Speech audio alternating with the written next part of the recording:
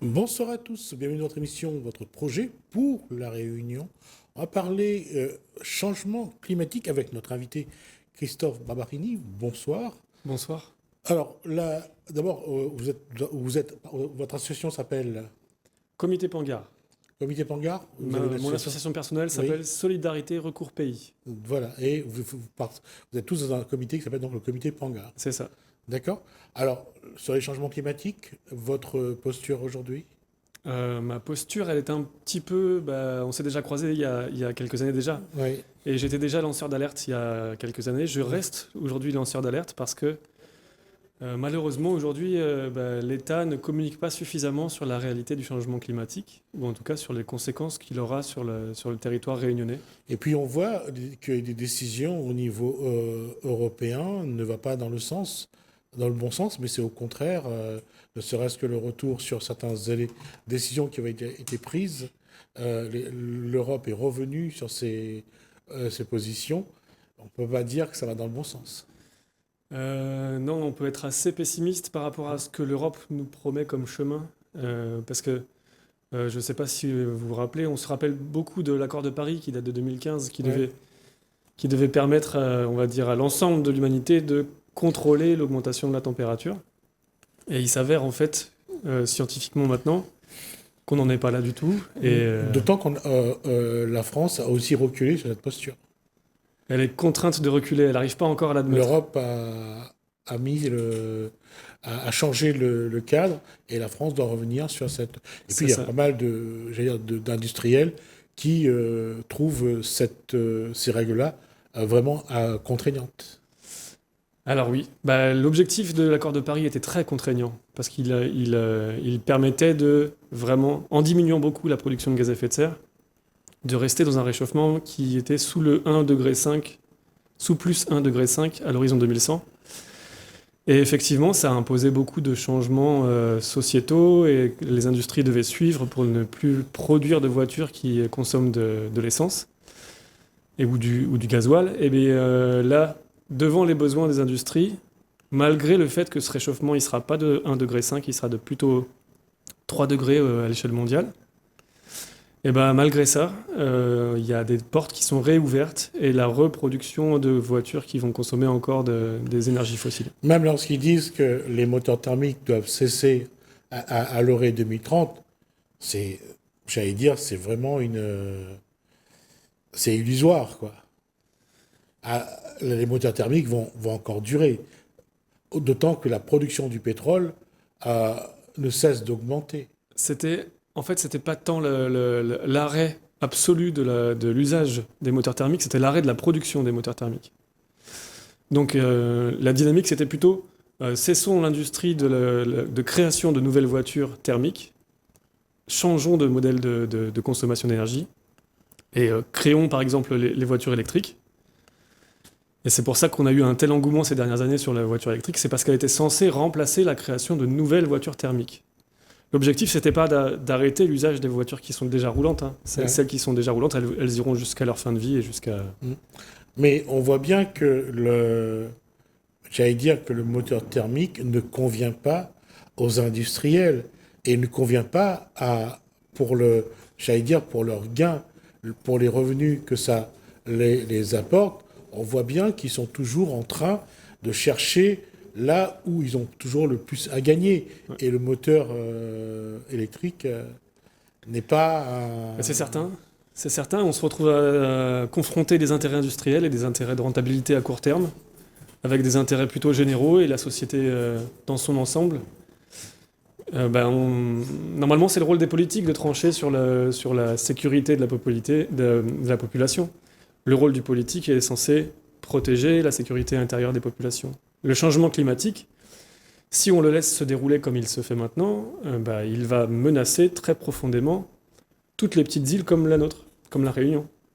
Et du coup, devant les intérêts, on va dire, des industriels de continuer à générer leur rendement et leur capital, il y a un intérêt majeur, c'est celui de la sécurité de la population.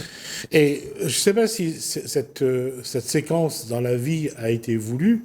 2020, le Covid, lorsqu'il y a eu le confinement, lorsque beaucoup de choses se sont arrêtés, on a vu le bien que ça a fait à la Terre. Ça fait un bien fou. Ouais. De se rendre compte à quel point, quand l'humain s'arrête un petit peu dans sa folie, ça fait du bien à tout le monde, en fait. Ouais. Et ça a été chiffré. Je crois que pour réussir à atteindre les objectifs de l'accord de Paris, il faudrait que chaque année, on ait des confinements, on ait 2 fois plus de confinements. Pour réussir à atteindre ce 1,5 degré, il faudrait que chaque année, je crois qu'on avait eu 5 semaines de confinement au total en 2020. Oui. Bah, il faudrait que l'année suivante, il y ait eu 10 semaines, et puis l'année suivante encore 15 semaines, puis l'année suivante. Pourquoi je dis ça? Parce que quand on voit comment on voyait le Fujiyama au Japon, en Inde, l'air est devenu vraiment respirable, alors que là, Delhi est de nouveau dans la pollution vraiment forte. Là, il y a une réalité, c'est que la production humaine est en train d'asphyxier l'humanité. C'est vrai, c'est vrai. Et on le constate. Parce qu'on revoit de nouveau les degrés de pollution dans toutes les métropoles et dans toutes les grandes villes que vous venez de citer, c'est directement lié à la reprise d'activité industrielle. Et c'est ce chemin-là qu'on n'arrive pas c'est ce système-là qu'on n'arrive pas à interrompre pour remettre un peu de bon sens et qu'on se remette nous-mêmes, humains, au centre de la problématique. Et pour le plus grand malheur de la Terre, aujourd'hui, ce sont les milliardaires qui dirigent, qui disent aux politiques qu'ils ont à faire. Ce sont eux qui dirigent et ce sont eux qui polluent le plus. En fait, Ouais. Malheureusement, ils concentrent beaucoup des raisons qui font qu'on est dans cet état-là. C'est vraiment un pourcentage infime de la population qui a la majorité du capital, la majorité de l'outil industriel et la majorité des travailleurs qui sont sous leur coupe. Alors, juste pour reprendre un exemple, là, il y a quelque temps déjà, on a commencé à parler de l'intelligence artificielle qui prend la place des humains. On annonce par exemple que sur le monde, Amazon va supprimer 14 000 postes à cause... Je veux dire que cette course à la rentabilité,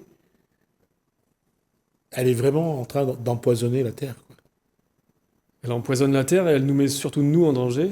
Et c'est cette course-là qu'il faudrait réussir à interrompre. Nous, on a cette possibilité sur l'île. On a la Réunion, elle aurait la capacité intérieure à réagir et à proposer autre chose pour sortir de cette espèce de système qui écrase et qui nous écrase tous, que ce soit la bétonisation, la surindustrialisation. À La Réunion, il y a encore des traditions et des savoir-faire qui permettraient de s'en sortir. Alors, c'est comment faire en sorte que les milliardaires qui veulent toujours gagner plus pourraient gagner tout autant en respectant, j'allais dire, la Terre, en respectant des règles naturelles, en respectant l'évolution du climat.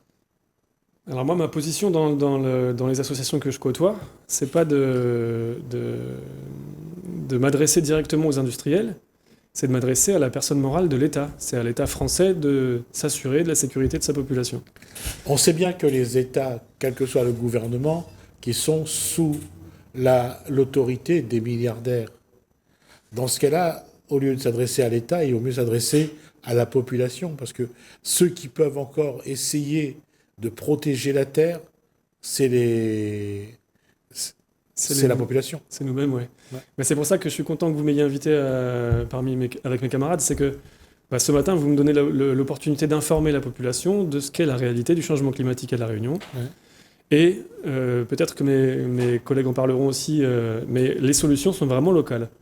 Et on aura le moyen, si on arrive à se solidariser ensemble, si on arrive à tendre la main les uns avec les autres, on sortira de ce système qui est écrasant et on pourra mettre devant l'État sa responsabilité et nos recommandations pour qu'il prenne soin de nous et qu'on torde un petit peu le cou aux logiques industrielles. Quand on voit ce qu'est devenu le ministère de l'écologie en France, on ne peut pas dire que l'État accorde beaucoup d'intérêt à l'écologie. Non, je suis d'accord avec vous.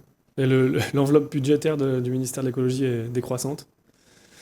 La seule enveloppe qu'on voit croissante, c'est l'enveloppe des armées. Il faut croire La que défense. l'exécutif, parce que moi je fais une distinction entre ce qu'est l'État, la personne morale, et l'exécutif qui est la personnification, les gouvernants et les ministres. Bah, l'exécutif qu'on a actuellement, il est dans une logique guerrière. Il considère que des changements sociétaux et des changements majeurs qui sont en train d'advenir, le prioritaire, c'est le réarmement.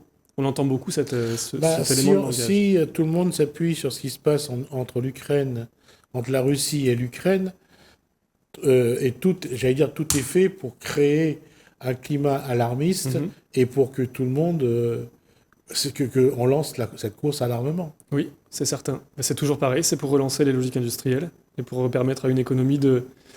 L'économie de la France était décroissante, ils ont tenté de la relancer, bah, on l'a déjà vu à l'époque de la Deuxième Guerre mondiale.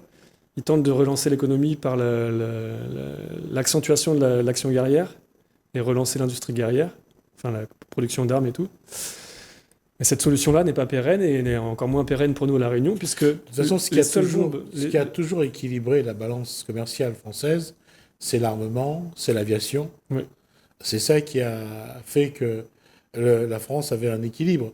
Aujourd'hui, est-ce qu'on a créé un prétexte pour qu'on puisse relancer le réarmement de l'Europe? On a l'impression qu'on y va tout droit.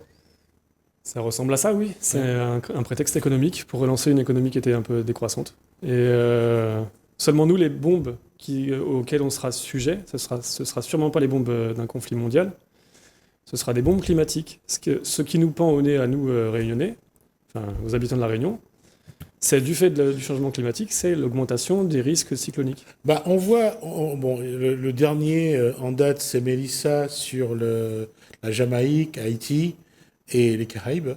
On voit bien que les éléments arrivent, mais à chaque fois qu'arrive un phénomène naturel, tout le monde explose en disant il faudrait faire ci, il faudrait faire ça. Une fois le phénomène passé et le pays dévasté, on reconstruit. Au contraire, c'est l'occasion de réinvestir, de reconstruire, et à la rigueur, ça les arrange plutôt. Ça arrange plutôt ceux qui bénéficient de cet argent. Sur une vision court-termiste, ça pourrait en arranger certains, mais ça en arrangera une fois ou deux fois. Parce qu'après, si les crises venaient à se répéter, les crises climatiques venaient à se répéter sur des territoires, il faut savoir que la France, elle aura tendance à se dégager, en fait, un peu comme à Mayotte. Avant Chido, avant le décembre dernier, l'État français était plutôt abandonniste par rapport à la situation des Mahorais et des Comoriens mélangés de la population. Et on a vu que les réactions qui étaient générées par l'exécutif à l'époque pour gérer la surpopulation sur Mayotte, on a vu Wambushu 1 et Wambushu 2, c'était des opérations en fait le terme m'échappe, mais c'était des tests, je pense, pour ce qui va arriver après. Parce que gérer une population, surtout après le passage d'un phénomène climatique, ils ont vraiment eu un test grandeur nature. Ouais, et c'était un test où on a reproduit des schémas d'exportation d'individus. Enfin, les Comoriens qui ont été ramenés sur leur territoire d'origine l'ont été avec des manières qui sont vraiment très très critiquables. Et c'est une gestion, on va dire, du risque et de la surpopulation qui est vraiment inhumaine. Ce problème se pose, tout ce qui est immigration et surpopulation, et même au niveau tourisme d'ailleurs, cela se pose au niveau mondial aujourd'hui. Et il y a une volonté de chaque pays de ramener les migrants chez eux parce qu'ils ont besoin d'espace. Aujourd'hui, on n'a plus besoin de cette main-d'œuvre-là. On va le ramener chez eux, quoi. Alors que le touriste rapporte du capital. Mais même le tourisme aujourd'hui est un problème parce que il y a des villes qui crient à la surpopulation, au surtourisme, et qui voudraient et qui commencent à mettre des barrières. Il y a des jours où les gens peuvent venir, il y a des jours où ils ne peuvent plus. C'est quelque chose qui aujourd'hui devient criant. Que ce soit en Espagne, au Portugal, en France, il y a beaucoup trop de tourisme qui vient. Et c'est vraiment un des sujets qui nous anime au sein du comité. Et c'est qu'en fait, nous, à La Réunion, on est sur la même logique de développement industriel. Il faut savoir que l'année dernière, je crois, on a eu 653 000 touristes qui sont venus sur le sol de La Réunion. Et c'était une aubaine, on va dire, pour l'économie de La Réunion, mais ça augure de ce qui pourrait arriver. Les objectifs sont d'atteindre entre 800 000 et 900 000 touristes par an en 2030. Mais qui dit augmentation de la fréquentation touristique, dit augmentation de la population, de la consommation de ressources fondamentales. Et s'il devait survenir sur notre territoire un cyclone de la même catégorie que Mélissa ou Freddy, qui était passé pas si loin que ça. Il y a Chido également, à Mayotte. Chido et Garance, qui aurait pu être bien plus menaçant. Alors, se posera la question, comment gérer les ressources fondamentales? À qui doit-on distribuer les ressources fondamentales en priorité? Est-ce qu'on doit continuer à construire des hôtels qui vont accueillir des touristes ponctuellement, qui vont certes apporter un certain capital sur l'île de la Réunion, mais qui vont prendre de l'espace, qui vont prendre des ressources fondamentales, ou est-ce qu'on doit maintenant commencer à s'orienter vers une autonomie véritable de l'île de la Réunion, une orientation prioritaire des ressources fondamentales, d'abord satisfaisante pour la population réunionnaise, et puis ensuite, si on peut toujours offrir l'hospitalité, si on a des ressources abondantes, bien sûr qu'il faut garder le tourisme comme une ressource industrielle intéressante. Mais quel tourisme on veut? Est-ce qu'on veut d'un tourisme de masse, comme celui qui est en train d'être construit dans les grands hôtels et avec les bateaux de croisière, ou est-ce qu'on a besoin d'un tourisme différent? Et concernant le tourisme, à un moment, j'ai l'impression qu'il n'arrive plus non plus à faire ce qu'il faisait avant, c'est à encadrer, à contrôler, à mettre des animations. Aujourd'hui, tout pays est totalement dépassé par cette population éphémère et qui aujourd'hui fait quand même marcher l'économie. Que ce soit l'artisanat. Ça fait marcher, mais c'est comme toutes les industries, ça fait marcher une économie et ça remplit les poches d'une certaine catégorie de la population qui a en main les clés de l'économie. C'est toujours pareil. Oui, mais du moment que quand on donne les chiffres, ça fait bien dans les statistiques et ça montre que les politiques en place travaillent, entre guillemets, ça arrange quand même au moins les politiques et ça bénéficie aux milliardaires. Effectivement, c'est souvent l'argument qui nous est avancé, c'est la création d'emplois. Ouais. Mais aujourd'hui, on est dans une situation environnementale qui justifie la remise en question des emplois qui sont créés. En fait, c'est ce rapport aux ressources fondamentales qui doit être mis sur le devant de la scène publique. Nos besoins vont être vraiment s'approvisionner en eau potable, s'approvisionner en nourriture. Si les cyclones se répètent, alors c'est tous les réseaux d'approvisionnement qui pourraient être mis en question. Alors il y a aussi un élément qui arrive depuis quelques temps, c'est qu'aujourd'hui, la préfecture incite les industriels d'abord, les chefs d'entreprise, à construire des bâtiments capables d'affronter des vents de 300 km/h. Cette règle-là est déjà sortie. Alors, à quel moment on va l'appliquer à la population pour la construction des maisons d'habitation? Là aussi, la question se posera à un moment ou à un autre. Ça va se poser douloureusement pour les poches de tous les... On l'a vu avec Garance, les toits, il y a quand même quelques toits qui ont été emportés. Ouais, tous nos toits ne répondent qu'à des vents, on va dire, de 220 km/h. Ouais. Les toits qui ont été construits jusqu'à aujourd'hui, c'est la norme de résistance anticyclonique, paracyclonique, c'est 220 km/h. Quand un toit est bien fait. Ouais.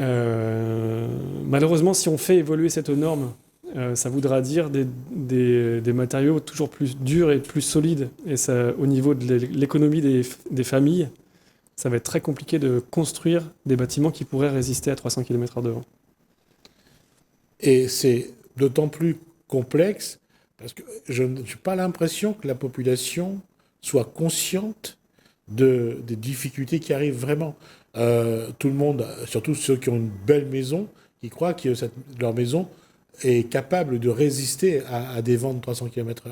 Oui, non, on est tous dans cette illusion-là. Comme on a un mode de développement, on va dire, qui ressemble beaucoup à ce que la métropole a construit sur son territoire, on se dit qu'on est aussi solide que la métropole. Mais la métropole n'a pas les mêmes phénomènes climatiques que nous ici. Du coup, même si les bâtiments semblent résistants en métropole, ils ne le seraient pas plus ici. Si on devait exporter un bâtiment métropolitain sur notre territoire avec des vents de 300 km/h, il serait balayé comme nos bâtiments à nous. Et on a cette illusion-là, en fait, de la résistance des bâtiments. Ça remet beaucoup, beaucoup en question, ça peut faire peur, tout ce qu'on est en train d'échanger. Mais en fait, il faut se rendre compte qu'on est dans un moment particulier de l'île de la Réunion. On est dans un moment où le schéma d'aménagement de l'île est en train d'être révisé. Le schéma d'aménagement, ça veut dire le plan à la très grande échelle. C'est ce qu'on appelle le SAR et qui est normalement géré par la région Réunion. Voilà. Le schéma d'aménagement régional. Et c'est vrai que là, on voit aussi des difficultés qu'ils ont à trouver quelque chose de cohérent. Ouais, parce que la situation est vraiment complexe. Ils ont un travail très compliqué à faire. Et c'est de plus en plus difficile de gérer le littoral de la même façon que les hauteurs. Voilà. Ils sont dans l'obligation d'intégrer les risques qui sont reconnus maintenant scientifiquement depuis 2022. Et on est dans ce moment-là de décision et de travail et de réflexion collective. Il faut absolument que la population prenne conscience de la situation dans laquelle on est, agisse auprès de ces politiques, aille parler à leurs politiques, parce que certains politiques ne sont pas forcément conscients ou ont du mal à sortir des logiques on va dire, d'une politique qui date de 30 ans. Et je veux pas leur jeter la pierre, parce que c'est vrai que souvent, c'est des politiques qui sont en place depuis un petit moment et qui ont beaucoup travaillé au développement de l'île de la Réunion, donc c'est compréhensible qu'ils en soient là.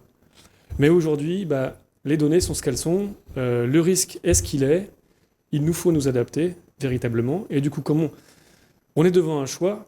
Est-ce qu'on continue à développer l'industrie touristique telle qu'on l'avait décidé il y a 30 ans ? Ça pouvait s'entendre il y a 30 ans. Aujourd'hui, la science nous dit que non. Ou alors, est-ce qu'on adapte véritablement la vie du territoire à des solutions qui pourraient permettre plus de résilience aux phénomènes climatiques ? On va s'arrêter là parce qu'on a dépassé de 2 minutes le temps qui nous est imparti. On reviendra sur cette posture et on verra régulièrement un petit peu l'évolution. Et on parlera aussi de pourquoi les phénomènes climatiques sont de plus en plus forts, de plus en plus puissants et dévastateurs. Et on essaiera de montrer un petit peu, d'expliquer un petit peu pourquoi c'est important que chacun prenne conscience de la situation. Merci, Christophe Marini, du comité Pangar. Merci à vous de nous avoir suivis. Merci François, merci Hélène. Je vous dis à bientôt.